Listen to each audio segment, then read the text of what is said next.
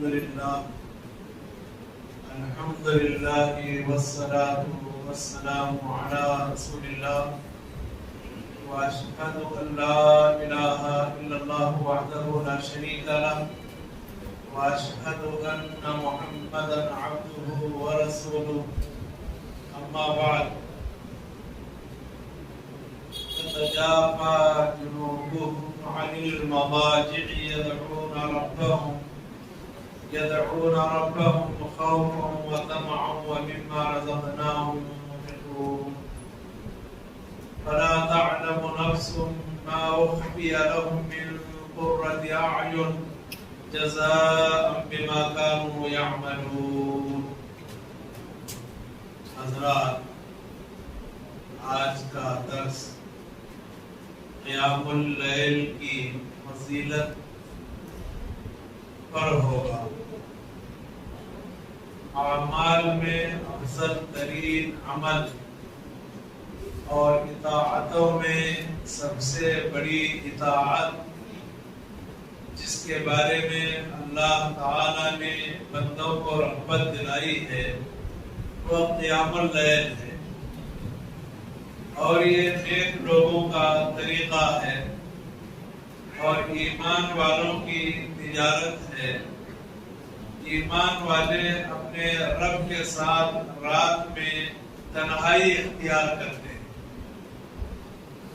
اور اپنے رب کے سامنے اپنے احوال کی شکایت کرتے ہیں اور اپنے رب سے اس کا فضل مانگتے ہیں اور اپنے رب سے سرگوشی کرتے ہیں، رغبت کرتے ہوئے، گڑ گڑاتے ہوئے خیرات اور بھلائیوں کے عطا کرنے والے کی طرف. چنانچہ اللہ رب العالمین نے قیام اللیل کے تعلق سے الف لام میم سجدہ میں فرمایا تتجافى جنوبهم عن المضاجع يدعون ربهم خوفا وطمعا ومما رزقناهم ينفقون. ایمان والوں کے پہلو بستروں سے دور رہتے ہیں اور یہ ایمان والے اپنے رب سے دعا کرتے ہیں خوف کھاتے ہوئے اور لالچ رکھتے ہوئے، یعنی اللہ کے عذاب سے ڈرتے ہوئے اور اس کے جنت کو پانے کی لالچ رکھتے ہوئے، اور اس میں سے جو ہم نے انہیں دیا ہے خرچ کرتے رہتے ہیں. کوئی نفس نہیں جانتا اس بات کو جو ان کے لیے آنکھوں کی ٹھنڈک میں سے چھپا کے رکھا گیا ہے، یعنی جنتوں کی نعمتوں کو کوئی نہیں جانتا جو اللہ تعالیٰ نے سکون اور راحت کے لیے تیار کیا ہے. جزاء بما كانوا يعملون، یہ بدلے کے طور پر ہے اس عوض جو لوگ عمل کرتے ہیں. تو اس آیت مبارکہ میں اللہ رب العالمین نے قیام اللیل کرنے والے، اپنے آپ کو بستروں سے دور رکھنے والے اور بستروں سے دور رکھ کر رب سے دعا کرنے والوں کا تذکرہ فرمایا ہے، اور یہ قیام اللیل کی طرف اشارہ ہے. اور اللہ تعالیٰ نے متقیوں کا تذکرہ اس انداز میں فرمایا ان المتقین فی جنات وعیون، بے شک پرہیزگار جنتوں میں ہوں گے اور چشموں میں ہوں گے. آخذین ما آتاہم ربہم، وہ لے رہے ہوں گے اس کو جو ان کے رب نے انہیں عطا کیا ہے. انہم کانوا قبل ذلک محسنین، بے شک یہ لوگ اس سے پہلے بھلائی کرنے والے تھے، اللہ کے پاس انعام پانے سے پہلے بھلائی اور احسان کرنے والے تھے. کانوا قلیلا من اللیل ما یہجعون، یہ لوگ رات میں بہت تھوڑا سویا کرتے تھے. وبالاسحار هم یستغفرون، اور یہ لوگ سحر کے وقت میں اللہ سے مغفرت طلب کرتے تھے. تو اس آیت مبارکہ میں بھی رب العالمین نے رات میں تھوڑا سونے والوں کا ذکر کیا اور سحر کے وقت استغفار کرنے والوں کا تذکرہ فرمایا. اس کے علاوہ قرآن مجید میں رب العالمین نے بہت سی آیتوں میں اس کی اہمیت کو واضح فرمایا ہے۔ ترمذی کی ایک حدیث ہے، ابو امامہ باہلی رضی اللہ عنہ سے روایت ہے، انہوں نے کہا کہ رسول اللہ صلی اللہ علیہ وسلم نے فرمایا علیکم بقیام اللیل، تم لوگ قیام اللیل کی پابندی کرو، فإنہ دأب الصالحین قبلکم، اس لیے کہ یہ نیک لوگوں کی عادت ہے جو تم سے پہلے تھے، وہو قربۃ الی ربکم، اور یہ تمہارے رب سے تقرب کا ذریعہ ہے، قربت کا ذریعہ ہے، ومکفرۃ للسیئات، اور یہ گناہوں اور لغزشوں کو مٹانے والی عبادت ہے، ومنہاۃ للإثم، اور گناہوں سے روکنے والی عبادت ہے۔ تو گویا کہ قیام اللیل اور تہجد کا اہتمام یہ نیک لوگوں اور صالح لوگوں کا طریقہ کار ہے۔ اور ایک حدیث ہے مسند امام احمد بن حنبل میں، ابو مالک اشعری رضی اللہ عنہ حدیث کے راوی ہیں، وہ نبی صلی اللہ علیہ وسلم سے روایت کرتے ہیں، اللہ کے نبی صلی اللہ علیہ وسلم نے فرمایا ان فی الجنت غرفا یرا ظاہرها من باطنها وباطنها من ظاہرها اعدها اللہ لمن اطعم الطعام وألان الكلام وتابع الصيام وصلى والناس نيام، بے شک جنت میں ایسے بالا خانے ہیں کہ ان بالا خانوں کا ظاہر باطن سے نظر آئے گا اور اس کا باطن اس کے ظاہر سے نظر آئے گا، یعنی جنت کے اندر کا منظر کوئی آدمی باہر سے دیکھنا چاہے تو اسے دکھائی دے گا، اور اندر جب نظر کرے گا تو باہر کا منظر بھی اس کی نگاہ میں آ جائے گا۔ تو اللہ تعالیٰ نے اپنی جنت کی گویا کہ اللہ کے رسول کے ذریعے تعریف کروائی ہے، اور یہ جنت اور یہ مقام اللہ نے ان کے لیے تیار کیا ہے جو کھانا کھلاتے ہیں۔ کھانا کسے کھلاتے ہیں؟ غریبوں کو، امیروں کو، رشتہ داروں کو، غیر رشتہ داروں کو، پڑوس کو کھانا کھلانا ایک نیکی ہے۔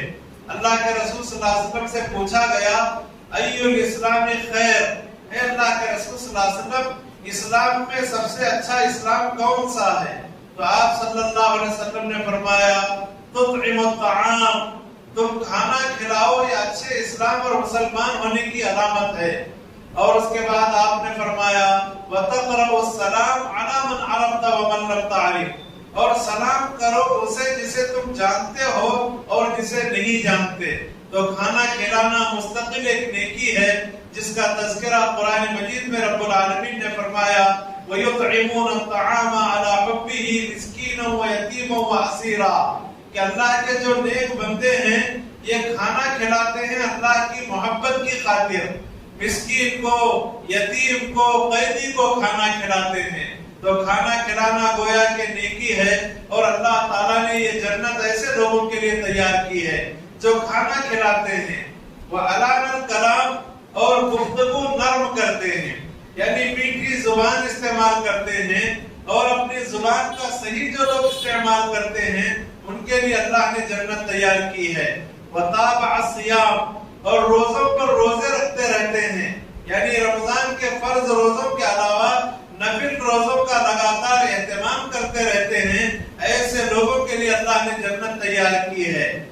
اور آپ نے فرمایا وَصَلَّى وَالنَّاسُ نِيَامٌ، اور جو لوگ نماز پڑھتے ہیں جبکہ سارے لوگ سوئے ہوئے ہوں، ایسے لوگوں کے لیے اللہ تعالیٰ نے جنت کو تیار فرمایا ہے۔ تو معلوم یہ ہوا کہ قیام اللیل کی بڑی اہمیت ہے اور قیام اللیل کا اہتمام ہونا چاہیے۔ اللہ رب العالمین نے اپنے نبی کو رات میں قیام کرنے کا حکم دیا اور انہیں قیام اللیل پر ابھارا۔ چنانچہ رب العالمین نے فرمایا یا ایھا المزمل قم اللیل الا قلیلا، اے چادر اوڑھنے والے آپ کھڑے ہو جائیے اور قیام کیجئے مگر تھوڑا سا، یعنی پوری رات قیام مت کیجئے، تھوڑا سا قیام کیجئے، نصفہ او انقص منہ قلیلا، آدھی رات قیام کیجئے یا اس میں سے اور کم کر دیجئے۔ تو اللہ رب العالمین نے اپنے رسول کو قیام کرنے کا اور تہجد کا اہتمام کرنے کا حکم دیا ہے۔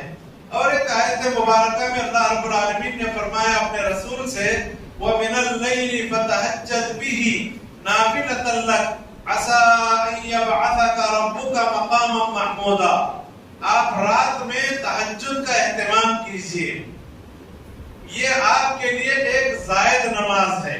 یعنی امتیوں کے لیے 5 نمازیں فرض ہیں، لیکن آپ کے اوپر گویا کہ 6 نمازیں فرض کر دی گئی ہیں.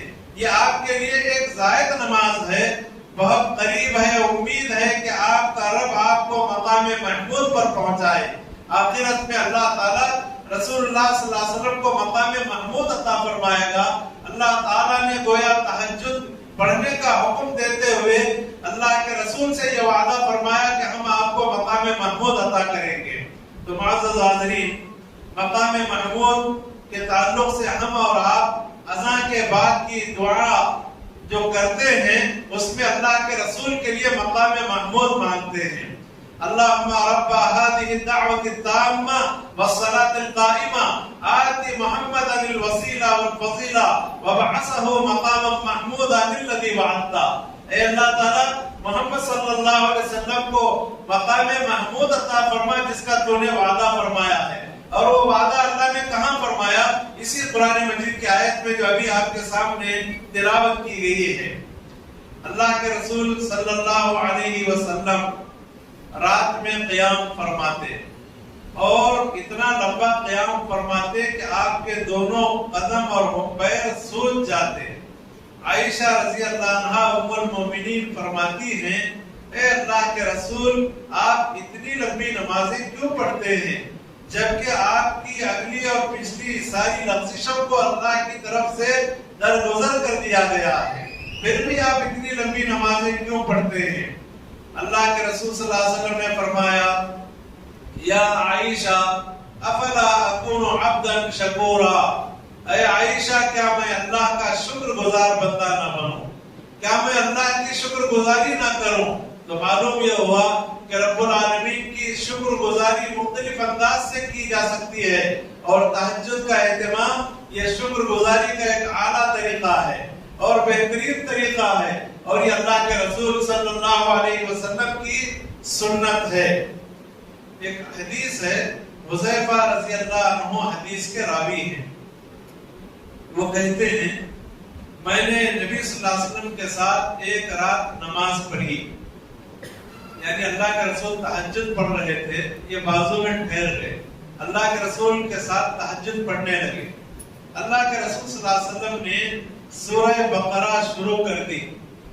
تو حذیفہ رضی اللہ عنہ کہتے ہیں کہ میں نے اپنے دل میں کہا کہ اب اللہ کے رسول 100 آیتیں پڑھ کر رکوع کریں گے، پھر آپ اسی طرح اپنی تلاوت کو جاری رکھیں. پھر میں نے اپنے دل میں کہا کہ شاید اب ایک رکعت میں سورہ بقرہ پوری پڑھ لیں گے. چنانچہ آپ اسی طرح اپنی تلاوت کو جاری رکھیں، اور میں نے کہا کہ اب رکوع کریں گے، لیکن آپ نے سورہ بقرہ کے بعد سورہ نساء کو شروع کر دیا، اور سورہ نساء کی بھی آپ نے تلاوت فرمائی. پھر آپ نے سورہ آل عمران کی تلاوت شروع کر دی اور اسے بھی پڑھ دیا. اور پڑھنے کا انداز کیسا تھا؟ یقرأ مترسلا، کہ آپ تلاوت فرما رہے تھے ٹھہر ٹھہر کر، اور دھیمے انداز میں ٹھہر ٹھہر کر آپ صلی اللہ علیہ وسلم تلاوت فرما رہے تھے. اچانک جب آپ صلی اللہ علیہ وسلم تلاوت کے دوران کسی ایسی آیت کے پاس سے گزرتے جس میں اللہ کی تسبیح ہوتی تو سبحان اللہ کہتے، اور جب آپ کسی سوال کے پاس سے گزرتے تو اللہ سے اس کا سوال کرتے، اور جب آپ کسی تعوذ کے پاس سے گزرتے تو آپ اللہ کی پناہ طلب کرتے. تو رسول اللہ صلی اللہ علیہ وسلم کی تہجد کا یہ حال تھا. آپ صلی اللہ علیہ وسلم کی تلاوت کا تہجد میں یہ انداز تھا جو انداز حضرت حذیفہ رضی اللہ تعالیٰ عنہ بیان کر رہے ہیں. اللہ کے نبی صلی اللہ علیہ وسلم اپنے صحابہ کو قیام اللیل پر ابھارتے تھے، تہجد کی نماز پر ابھارتے تھے، اور صحابہ کو تہجد کی نماز کے بارے میں رغبت دلاتے تھے. چنانچہ آپ صلی اللہ علیہ وسلم نے عبداللہ بن عمر رضی اللہ عنہما کے تعلق سے فرمایا، نعم الرجل عبداللہ لو کان یصلی من اللیل. عبداللہ ابن عمر کتنے اچھے آدمی ہیں، کاش کہ یہ رات میں نماز پڑھتے. یعنی اللہ کے رسول صلی اللہ علیہ وسلم نے تہجد کی نماز کی خواہش عبداللہ بن عمر رضی اللہ عنہما کے بارے میں فرمائی. تو سالم جو عبداللہ بن عمر کے بیٹے ہیں وہ کہتے ہیں کہ اس بات کو سننے کے بعد سے عبداللہ ابن عمر رات میں تھوڑا سوتے تھے، یعنی تہجد کی پابندی کرتے تھے. تو صحابہ کرام رضوان اللہ علیہم اجمعین ٹال مٹول نہیں کرتے تھے عمل میں، بلکہ جب انہیں رغبت دلائی جاتی تو فوراً وہ اس پر عمل کیا کرتے تھے. اللہ کے نبی صلی اللہ علیہ وسلم نے اپنی ساری امت کو قیام اللیل پر ابھارا.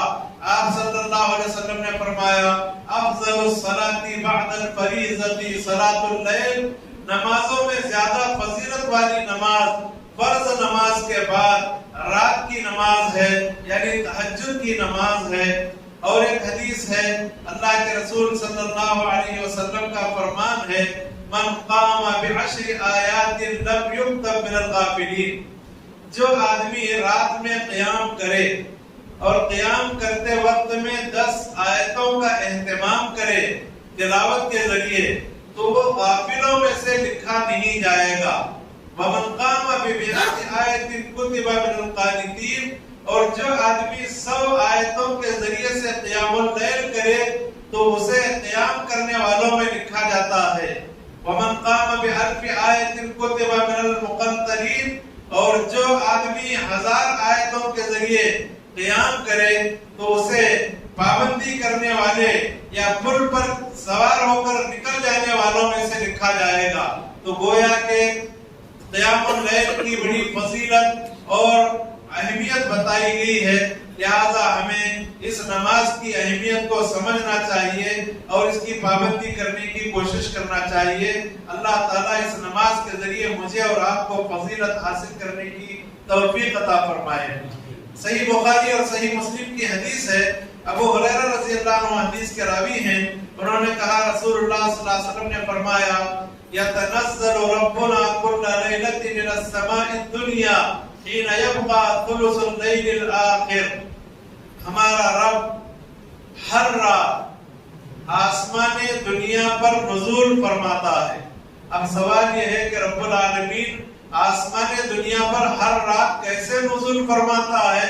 اس سلسلے میں ہمارا عقیدہ یہ ہونا چاہیے کہ رب العالمین یقیناً آسمان دنیا پر ہر رات نزول فرماتا ہے ویسے جیسے اس کی شان کے لائق ہے. یہ ہمارا عقیدہ ہونا چاہیے. اور کب نزول فرماتا ہے؟ جبکہ رات کے آخری تہائی حصہ باقی رہتا ہے. رات کے 3 حصے کیے جائیں اور جب آخری تہائی حصہ فجر کی اذان سے پہلے باقی رہتا ہے اس وقت اللہ تعالیٰ نزول فرماتا ہے اور کہتا ہے مَن يَدْعُونِي فَأَسْتَجِيبَ لَهُ، کون ہے جو مجھ سے دعا کرے میں اس کی دعا قبول کروں. مَن يَسْأَلُنِي فَأُعْطِيَهُ، کون ہے جو مجھ سے سوال کرے میں اس کا سوال پورا کر دوں. مَن يَسْتَغْفِرُنِي فَأَغْفِرَ لَهُ، کون ہے جو مجھ سے گناہوں کی بخشش چاہے میں اس کے گناہوں کو بخش دوں. یہ حدیث ہمیں اس بات پر آمادہ کرتی ہے کہ ہم رات کے آخری تہائی حصے میں اٹھ کر اللہ رب العالمین سے دعا کریں اور اللہ تعالیٰ سے سوال کریں اور اللہ تعالیٰ سے مغفرت کی دعا کریں. اللہ تعالیٰ یہ سعادت مجھے اور آپ کو نصیب فرمائے. معزز حاضرین، اسی طرح ایک خاص بات یہ ہے کہ جو آدمی قیام اللیل کرنا چاہتا ہے تو اس کو کیا کرنا چاہیے؟ قیام اللیل کا اہتمام کرنے والے کے لیے ایک اہم ہدایت یہ ہے کہ وہ رات میں جلدی سوئے. اگر آدمی رات میں جلدی سوئے گا تو ہی قیام اللیل کا اہتمام کرے گا، تو ہی فجر کی نماز کا اہتمام کرے گا. تو رات میں جلدی سوئے، اور رات میں جلدی سونا یہ دراصل اس کے فجر کی نماز اور قیام اللیل کے لیے معاون اور ممد ہے، لہذا اس کا اہتمام ہونا چاہیے. اور ویسے بھی نبی صلی اللہ علیہ وسلم کے بارے میں ہے، راوی حدیث بیان کرتے ہیں کان النبی صلی اللہ علیہ وسلم یکرہ النوم قبل العشاء والحدیث بعدها، نبی صلی اللہ علیہ وسلم عشاء کی نماز سے پہلے سونے کو ناپسند کرتے. کیوں ناپسند کرتے؟ اس لیے کہ مغرب کے بعد اور عشاء سے پہلے سو جائیں گے تو عشاء کی نماز فوت ہونے کا ڈر ہے. تو اللہ کے نبی صلی اللہ علیہ وسلم عشاء سے پہلے سونے کو ناپسند کرتے تھے اور عشاء کی نماز کے بعد گفتگو کرنے کو ناپسند کرتے تھے، یعنی بیکار گفتگو کرنے کو اللہ کے نبی صلی اللہ علیہ وسلم ناپسند کرتے، الا ہے کہ کوئی ضروری بات کرنا ہوتا، کوئی مسئلہ بتانا ہوتا تو آپ صلی اللہ علیہ وسلم عشاء کی نماز کے بعد گفتگو فرماتے۔ اور اسی طرح رمضان میں جو ہم اور آپ قیام کرتے ہیں، تراویح پڑھتے ہیں، وہ دراصل تہجد کی نماز ہے۔ یہ الگ بات ہے کہ تہجد کی نماز رمضان میں عام طور پر عشاء کے ساتھ ادا کی جاتی ہے، اور ویسے بھی تہجد اور قیام اللیل کا جو وقت ہے عشاء کی نماز کے بعد سے لے کر فجر کی اذان تک کا جو وقت ہے یہ قیام اللیل اور تہجد اور تراویح کا وقت ہے۔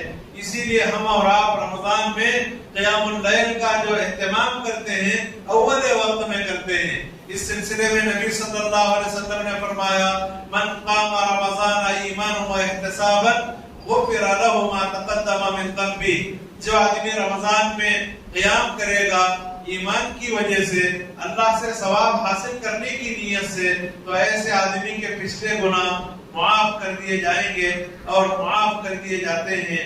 معزز حاضرین، اخیر میں ایک حدیث کے ساتھ میں اپنی بات ختم کر دیتا ہوں۔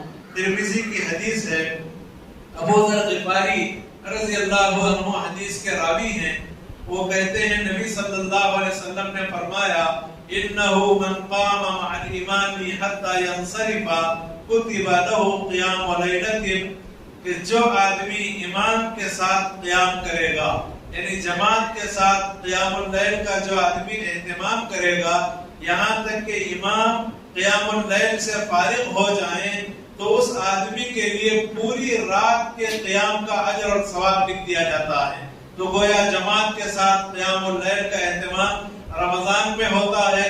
اگر کوئی غیر رمضان میں بھی کرنا چاہے کبھی کبھار تو کرنے میں کوئی حرج نہیں ہے۔